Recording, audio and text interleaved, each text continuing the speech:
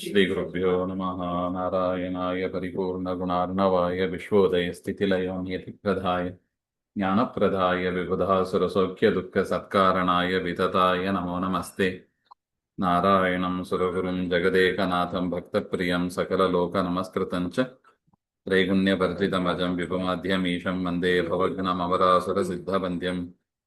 ನಾರಾಯಣಂ ನಮಸ್ಕೃತ್ಯ ನರಂ ಚೈವ ನರೋತ್ತಮಂ ದೇವೀಂ ಸರಸ್ವತೀಂ ವ್ಯಾಸಂ ತತೋ ಜಯಮುದೀರಯೇತ್. ಕೃಷ್ಣಾಯ ವಾಸುದೇವಾಯ ಹರಯೇ ಪರಮಾತ್ಮನೆ ಪ್ರಣತಕ್ಲೇಶನಾಶಾಯ ಗೋವಿಂದಾಯ ನಮೋ ನಮಃ.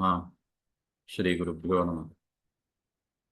ಶ್ರೀಮನ್ ಮಹಾಭಾರತ ತಾತ್ಪರ್ಯ ನಿರ್ಣಯ 3ನೇ ಅಧ್ಯಾಯದಲ್ಲಿ 8ನೇ ಶ್ಲೋಕ.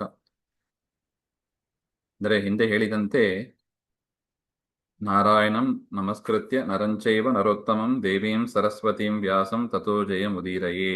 ಅದರಲ್ಲಿ ನಾರಾಯಣ ಮತ್ತು ವ್ಯಾಸ ಅಂದರೆ ಗ್ರಂಥ ಪ್ರತಿಪಾದ್ಯ, ಮಹಾಭಾರತ ಗ್ರಂಥ ಪ್ರತಿಪಾದ್ಯರಾದ, ಮಹಾಭಾರತ ಗ್ರಂಥವನ್ನ ರಚನೆ ಮಾಡಿದರಾದ ಪರಮಾತ್ಮನದ್ದೇ ರೂಪ, ಅವರಿಗೆ ನಮಸ್ಕಾರ ಮಾಡಿ, ನರೋತ್ತಮಂ ಹಾಗೆಂದ್ರೆ ದೇವೀಂ ಲಕ್ಷ್ಮೀದೇವಿಗೂ ಸಂಪತ್ತಿನ ರೂಪರಾಗಿರತಕ್ಕವರು, ನರೋತ್ತಮಂ ವಾಯುದೇವರನ್ನು ನಮಸ್ಕಾರ ಮಾಡಿ, ಸರಸ್ವತೀಂ ಭಾಗಾಭಿಮಾನಿಯಾದ ಸರಸ್ವತಿಗೂ, ನರಂ ಅಂದರೆ ಶೇಷದೇವರು ಉಪಸಾಧಕರು, ಅವರಿಗೆ ನಮಸ್ಕಾರವನ್ನು ಗ್ರಂಥದ ಆರಂಭದಲ್ಲಿ ಮಾಡಬೇಕು ಎಂಬ ಅದನ್ನು ತೋರಿಸಿಕೊಡುವುದಕ್ಕಾಗಿ ವೇದವ್ಯಾಸರು ಅದನ್ನ ದಾಖಲೆ ಮಾಡಿದ್ದಾರೆ. ಹಾಗೆ ಅಂತ ನಮ್ಯಾಹಿ ತೇ ಅಖಿಲಾಹ, ಇವರೆಲ್ಲರನ್ನು ಕೂಡ ನಮಸ್ಕಾರ ಮಾಡಬೇಕು ಹಾಗೆ ಅಂತ.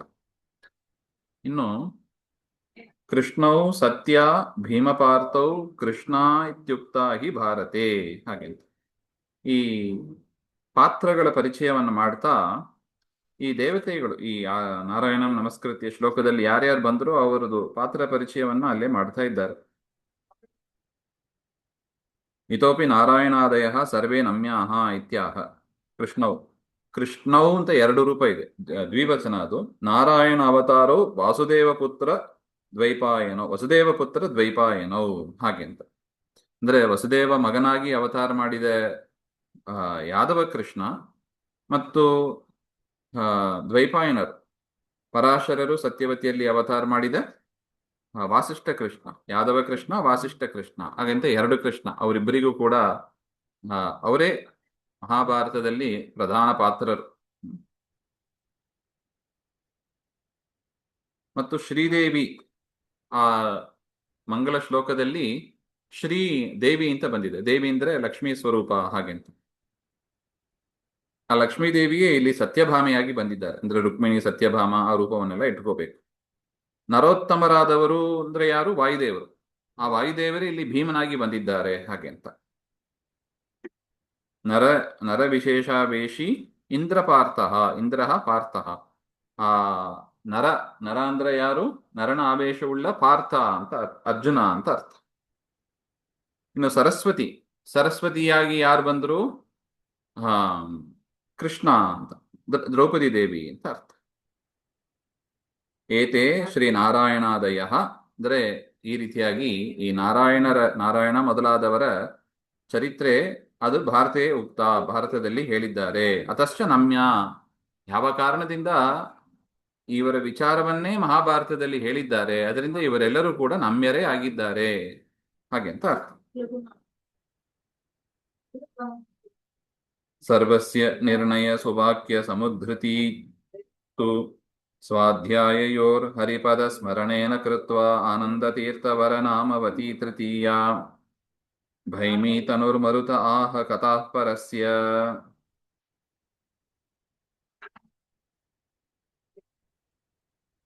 ಸರ್ವಸ್ಯ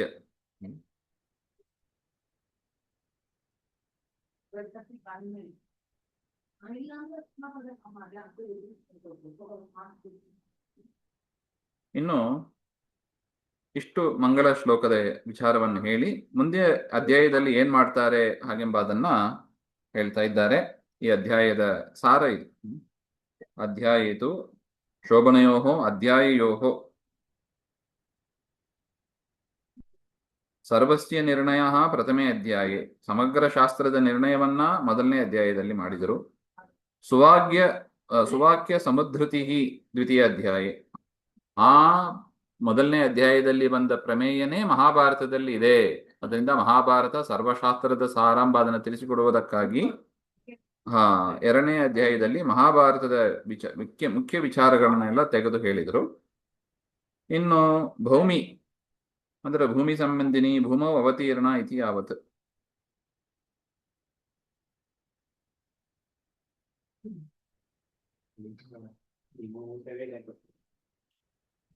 ತೇನ ನಿಮಿತ್ತೇನ ಆ ನಿಮಿತ್ತದಿಂದ ಮರುತೋಹ ವಾಯು ಆನಂದತೀರ್ಥ ವರ ನಾಮವತಿ. ಆ ವಾಯುದೇವರೇ ಶ್ರೀಮದ್ ಆನಂದ ತೀರ್ಥರು ಎನ್ನುವ ಹೆಸರಿನಿಂದ ಭೂಮೌ ಅಂದ್ರೆ ಭೂಮಿಯಲ್ಲಿ ವಿದ್ಯಮಾನ ಭೂಮಿಯಲ್ಲಿ ಇರತಕ್ಕ ಮೂರನೇ ಅವತಾರ. ಮೊದಲನೇ ಅವತಾರ ಹನುಮಂತ ದೇವರು, ಎರಡನೇ ಅವತಾರ ಭೀಮಸೇನ ದೇವರು, ಮೂರನೇ ಅವತಾರ ಶ್ರೀಮನ್ ಮಧ್ವಾಚಾರ್ಯರು. ಹಾಗೆ ಅಂತ ತೃತೀಯಂ ರೂಪಂ ಮಧ್ವ ಅಪರನಾಮಕಂ ಪರಸ್ಯ ಸರ್ವೋತ್ತಮಸ್ಯ ಹರೇಹೇ ಕಥಾ. ಇಂತಹ ಮಧ್ವಾಚಾರ್ಯರು ಸರ್ವೋತ್ತಮನಾದ ಪರಮಾತ್ಮನ ಕಥೆ ಅಂದ್ರೆ ಇದೇನೋ ಇಲ್ಲದೆ ಕಾಲ್ಪನಿಕ ಅಂತ ತಿಳ್ಕೋಬಾರ್ದು. ಇದು ನಿಜವಾಗ್ಲೂ ಹಿಸ್ಟರಿ ಅಂತ ಒಂದು ರೀತಿಯಾಗಿ ಅರ್ಥ ಇದೆ. ಜಗತ್ ಸರ್ಜನಾದಿ ಚರಿತಾನಿ ಆಹ. ಜಗತ್ ಸೃಷ್ಟಿಯಾದಿಗಳನ್ನ ಹೇಗೆ ಮಾಡ್ತಾನೆ, ಜಗತ್ ಸೃಷ್ಟಿಯನ್ನ ಆದಿಪದದಿಂದ ಜಗತ್ ಸಂರಕ್ಷಣೆ ಮತ್ತು ಜಗತ್ ಸಂಹಾರ ಇವುಗಳನ್ನೆಲ್ಲ ಹೇಗೆ ಮಾಡ್ತಾನೆ ಎಂಬ ಒಂದು ವಿಚಾರವನ್ನು ಕೂಡ ತಿಳಿಸಿದ್ದಾರೆ.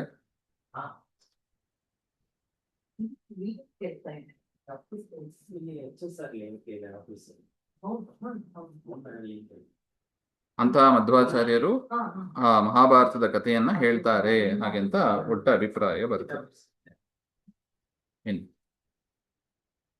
ವ್ಯೂಢಶ್ಚತುರ್ಧಾ ಭಗವಾನ್ ಸ ಏಕೋ ಮಾಯಾಂ ಶ್ರಿಯಾಂ ಸೃಷ್ಟಿ ವಿದಿತ್ಸಯಾರ ರೂಪೇಣ ಪೂರ್ವೇಣ ಸ ವಾಸುದೇವ ನಾಮ್ನಾ ವಿರಿಂಚಂ ಸುಷುವೇ ಚ ಸಾತಃ.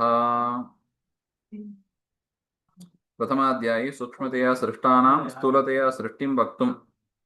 ಮೊದಲನೇ ಅಧ್ಯಾಯದಲ್ಲಿ ಸೃಷ್ಟಿ ವಿಚಾರ ಬಂದಿತ್ತು, ಅದು ಸೂಕ್ಷ್ಮವಾಗಿ ಬಂದಿತ್ತು. ಅದನ್ನ ಸ್ವಲ್ಪ ವಿಸ್ತಾರ ಮಾಡುತ್ತಾ ಸೃಷ್ಟಿಂ ವಕ್ತುಂ ಪೂರ್ವೋಕ್ತ ಸೃಷ್ಟಿ ಅನುವಾದ ಪೂರ್ವಕಂ, ಹಿಂದೆ ಹೇಳಿದ ಸೃಷ್ಟಿನೇ ಅದನ್ನ ವಿವರಿಸ್ತಾ ಅನುಕ್ತಂ ತ್ರಿಭ್ಯ ಸೃಷ್ಟಿಂ ಚಾಹ ವ್ಯೂಢ ಇತ್ಯಾದಿನ. ಸ ಭಗವಾನ್ ಐಶ್ವರ್ಯಾದಿ ಗುಣ ಸಮುದ್ರನಾದ ಆ ಪರಮಾತ್ಮ ಏಕಃ ಅವತಾರಾದಿಷು ಭೇದರಹಿತ. ಆ ಪರಮಾತ್ಮ ಎಷ್ಟು ಅವತಾರ ತಾಳಿದರೂ ಕೂಡ ಮೂಲ ರೂಪಕ್ಕೂ ಅವತಾರ ರೂಪಕ್ಕೂ ಸ್ವಲ್ಪನೂ ಭೇದ ಇಲ್ಲ. ಏಕಃ ಸಹ ನಾರಾಯಣ ಚತುರ್ಧಾ ವ್ಯೂಢ ವ್ಯೂಪಂ ಪ್ರಾಪ್ತ ಅವತೀರ್ಣ ಇತಿ ಯಾವತ್. ಆ ನಾರಾಯಣ 4 ರೂಪವನ್ನು ತೆಗೆದುಕೊಂಡ ಹಾಗೆಂತ. ಅನಿರುದ್ಧ, ಪ್ರದ್ಯುಮ್ನ, ಸಂಕರ್ಷಣ, ವಾಸುದೇವ ಹಾಗೆಂತ 4 ರೂಪ. ಸಹ ನಾರಾಯಣ ಚತುರ್ಧಾ ವ್ಯೂಢ ವ್ಯೂಹಂ ಪ್ರಾಪ್ತವನ್. ಪೂರ್ವಂ ಸೃಷ್ಟಿ ಅನುವಾದ ಪೂರ್ವಂ ಯಾಂ ಅನುಕ್ತಾಂ ಸೃಷ್ಟಿಂ ಕಥೆಯಂತೆ. ಹಿಂದೆ ಹೇಳದೇ ಇರುವ ಸೃಷ್ಟಿ ವಿಚಾರವನ್ನು ಇಲ್ಲಿ ಹೇಳ್ತಾ ಇದ್ದಾರೆ. ಸಹ ನಾರಾಯಣ ಸೃಷ್ಟಿ ವಿದಿತ್ಸಯ, ಸೃಷ್ಟಿ ಮಾಡಬೇಕು ಎನ್ನುವ ಇಚ್ಛೆಯಿಂದ ವಾಸುದೇವ ನಾಮ್ನ ಪೂರ್ವೇಣ ರೂಪೇಣ ಪೂರ್ವಾವತಾರೇಣ ಮಾಯಾಭಿಧಾಂ ಶ್ರಿಯಂ ಆರ. ಸೃಷ್ಟಿ ಮಾಡಬೇಕು ಎನ್ನುವ ಇಚ್ಛೆಯಿಂದ ಪರಮಾತ್ಮ ವಾಸುದೇವ ಮಾಯಾ, ಲಕ್ಷ್ಮಿಯ ರೂಪ ಅಂದ್ರೆ ಮಾಯೆ ಹತ್ರ ಬಂದ ಹಾಗೆ ಅಂತ. ಸಾ ಮಾಯಾ ಅಥೋ ವಾಸುದೇವ ವಿರಿಂಚಂ ಸುಷುವೇ ಚ ಇತಿ ಪ್ರಾರಬ್ಧಂ ಸಿದ್ಧಂ ಚ ಇತ್ಯಾಹ. ಆ ಮಾಯಾದೇವಿ ವಾಸುದೇವನಿಂದ ಗರ್ಭವನ್ನ ಪಡೆದು ಬ್ರಹ್ಮದೇವರನ್ನ ಸೃಷ್ಟಿ ಮಾಡಿದ್ರು ಹಾಗೆಂತ. ನೋಡಿ ಇಲ್ಲಿ ಲಕ್ಷ್ಮೀ ವಾಸುದೇವ ಮಾಯಾಯಿಂದ ಬ್ರಹ್ಮದೇವರು ಸೃಷ್ಟರಾದರು ಅಂತ ಆಚಾರ್ಯರು ಸ್ಪಷ್ಟಪಡಿಸ್ತಾ ಇದ್ದಾರೆ. ನಾಮ್ನ ವಿರಿಂಚಂ ಸುಷುವೇಚ ಸಾತಃ ಹಾಗೆ. ಇನ್ನು